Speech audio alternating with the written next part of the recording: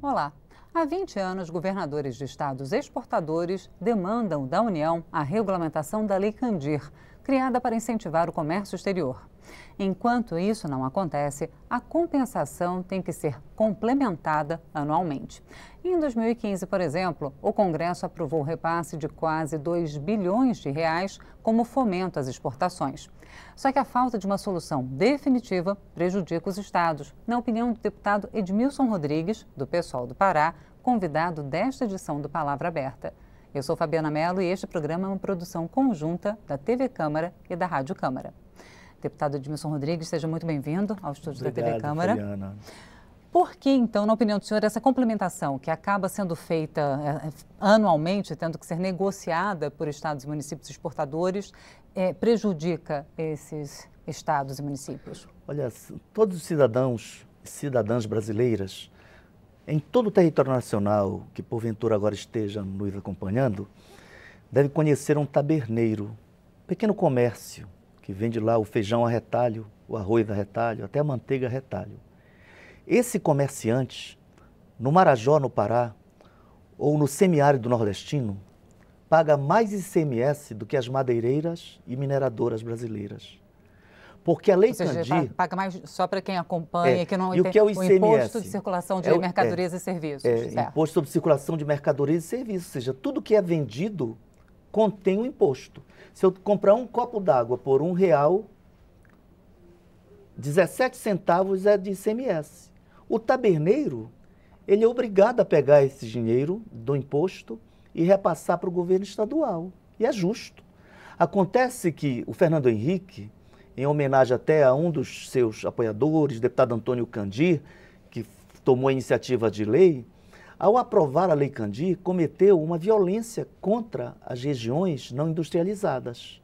Então, o estado do Pará é o estado mais prejudicado. Daí eu propus um seminário para debater... Porque é um grande exportador de commodities. Porque nós temos indústrias. No entanto, a base da nossa economia é exportação, no máximo, do lingote de alumínio. Mesmo cabos, há poucas indústrias para exportação de cabos de alumínio ou de aço. Então, como nós exportamos a matéria-prima ou semi-elaborado, a Lei Candir foi tão cruel que ela inclui matérias-primas e semi-elaborados. Ou seja, produtos primários e semi-elaborados. De modo que tudo que nós exportamos praticamente é isento do ICMS. Então vamos pensar uma grande empresa, a maior mineradora do planeta, a Vale, a antiga Vale do Rio Doce. Ela exporta, só do minério de ferro, algo em torno de 1.250.000 toneladas por dia. E ela não paga um único centavo. Se ela fosse recolher ICMS para o Estado, isso seria da ordem de quantos? Olha, só para você ter uma ideia, Quantos só reais? da taxa mineral, ela teria obrigação, que é muito menor do que o ICMS, que é $1 só por tonelada, ela hoje seria obrigada a pagar em torno de 1 bilhão por ano. Então você imagina quantos bilhões nós deixamos de receber. Então é menos recursos para aplicar em educação, em saúde, em infraestrutura. Então o paraense bate no peito e diz, olha, temos minério de ferro, nióbio, prata, alumínio, ouro. Todo mundo conhece a Serra dos Carajás, né? Serra Pelada virou filme. Madeira, a floresta acabando. E nós somos exportadores de madeira, recordistas em desmatamento. Isso é orgulho para nós? Nada, porque se a gente visse a floresta ser destruída, o ferro, as montanhas de minas de ferro, com alto grau de pureza, serem exportadas, montanhas inteiras. Se isso internalizasse recursos e a gente visse aí estradas de boa qualidade, escolas boas, médicos, enfermeiros, remédio, mas não. É um abandono total, é um Estado pobre, apesar de produzir muita riqueza. Então, a Lei Candir, ela tira a possibilidade do desenvolvimento econômico e social para os estados exportadores de matéria-prima e semi-elaborados. Agora, no momento, deputado Edmilson Rodrigues, no momento de crise econômica como o país está vivendo, uma crise econômica que começou mundialmente em 2008 e o Brasil conseguiu se preservar durante alguns anos, mas que tem sido afetado de maneira mais aguda nos últimos anos, com o crescimento, perdendo crescimento econômico, sofrendo uma retração. O comércio exterior tem conseguido segurar, principalmente o agronegócio, por exemplo, e a balança externa tem conseguido segurar essa retração. Com o fim da Lei Candir, por exemplo, ou com o fim da desoneração ao comércio, à exportação de minérios, à exportação de matéria-prima, não haveria uma quebra desse equilíbrio, por exemplo? Não haveria um problema nessa ordem? Mas, Fabiana, aí está o problema. Você compra um mobiliário, cadeiras, móveis de sala, de cozinha na Itália, você vai ver são peças finas e eles não produzem madeira, eles não têm mais floresta. A madeira vai daqui. Qual é o problema? Quando eu mando a madeira já cortada em pranchas, lá na Itália, nos Estados Unidos, se constrói todo filme norte-americano ou francês, você vai ver o valor que dão para a madeira. Pode observar, se assistir um filme hoje, você vai ver isso.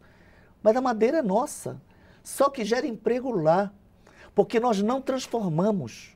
O ferro é nosso, o nióbio, nós somos produtores de 99, alguma coisa do nióbio. O nióbio é um minério fundamental para a produção aeroespacial, de foguetes, satélites, e nada disso é transformado em território brasileiro. Então a proposta do senhor é de reduzir a desoneração e incentivar, então, a industrialização e o beneficiamento da matéria-prima no Brasil. Por que não cobrar impostos de empresas poderosas?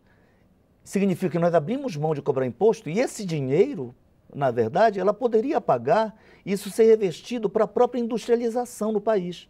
A madeira, o minério transformado aqui, geraria não só o lingote do alumínio, que abarrota os navios, vai para a China, para os Estados Unidos, para o Japão, conforme a liga que interessa para cada país, mas como o lingote, só para você ter uma ideia, quando o lingote é produzido, a Albras e a Alunorte trabalham, uma coopera com outra. Só a Albras, Fabiana, e ouvintes do sistema de comunicação da Câmara, ela consome mais energia do que toda a região metropolitana de Belém. Você acredita nisso?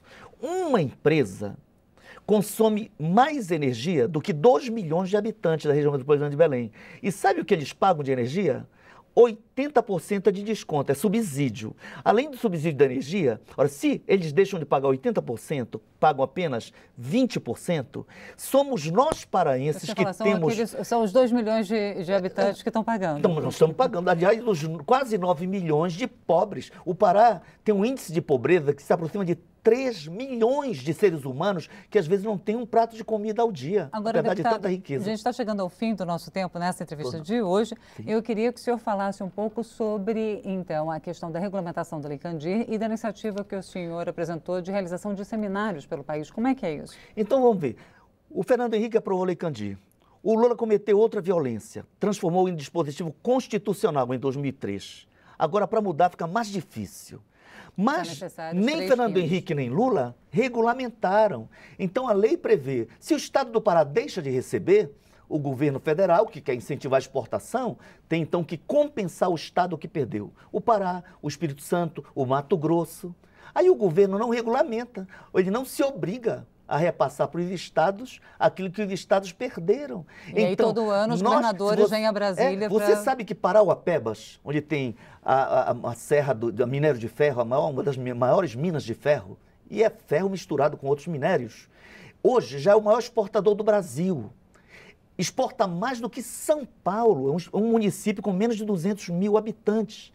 No entanto, é o maior índice de hanseníase do planeta por conta das doenças da pobreza. Não é admissível isso. Daí eu propus, como membro da Comissão de Finanças e Tributação, presidida pela paraense Simone Morgado, do PMDB, propus a realização de seminários no Pará e em outras regiões. O primeiro será realizado no município de Bragança, no dia 24, para reunirmos, o governador irá, especialistas, o presidente do Conselho de Secretários da área da Fazenda e economistas importantes para debater uma solução para esse problema. Não é admissível manter a lei sem regulamentação e o prejuízo sendo incorporado pelos paraenses. E o senhor já está convidado para, depois do seminário, voltar aqui no Palavra Aberta para contar para a gente como é que foi, deputado. Eu lhe agradeço pela colaboração. Muito obrigada pela presença do senhor.